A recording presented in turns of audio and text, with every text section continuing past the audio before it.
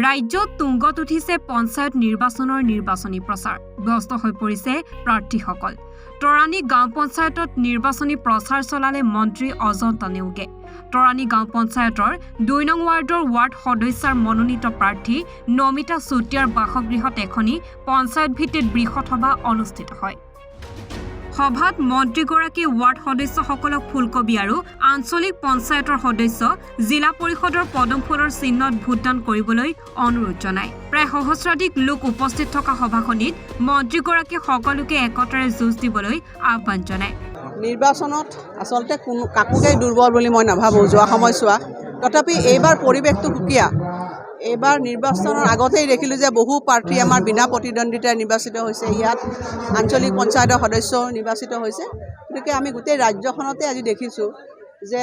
বিৰোধী দল এটা সীমিত গতিলৈ তেওঁলোকে গতি কৰিছে আৰু ভাৰতীয় জনতা পাৰ্টি মিত্ৰজোঁটৰ এইটো খাটাম হৈছে তেওঁলোকে বিপুল ৰাইজৰ মতদানেৰে এবাৰ পঞ্চায়তত তেওঁলোকে দখল কৰিব জিলা পৰিষদ দখল কৰিব আৰু মই নিজেও দেখিছোঁ যে মই পঞ্চায়তবিলাক প্ৰায় ঘূৰিছোঁ আমি সভাবিলাক পাতিছোঁ জিলা পৰিষদত ৰাইজৰ যথেষ্ট সঁহাৰি গতিকে মই আশা কৰিছোঁ গোলাঘাট সমষ্টিত আমাৰ 23খন গাঁও পঞ্চায়ত আছে গাঁও পঞ্চায়ততে আমাৰ আঞ্চলিক পঞ্চায়ত আমাৰ 2খন দখল কৰিব পাৰিম আৰু 4টা জিলা পৰিষদে মিত্ৰজোঁটৰ দখললৈ আহিব এইটো নিশ্চিত আপুনি এটা সুন্দৰ কথা ক'লে যি সময়ত আপুনি ৱাৰ্ডলৈকে আহি পিনি ৰাইজৰ লগত কথা মত বিনিময় কৰিছে সেইসময়ত কংগ্ৰেছ প্ৰতিনিধি দলে তেওঁলোকৰ টিকটৰ অংকত ব্যস্ত হৈ আছে এইটো ৰাইটো এতিয়া আপোনালোকে দেখিছে মই বহলভাৱে নকওঁ সেইটো আৰু খোলাকৈ ৰাইজে দেখা পাইছে তেওঁলোকৰ কাম কাজবিলাক বাইদেউ মই এতিয়া কথা সুধিব বিচাৰিছোঁ বহুকেইটা বুথত পঞ্চায়তৰ হেৰিয়ত আপোনাৰ ৱাৰ্ডত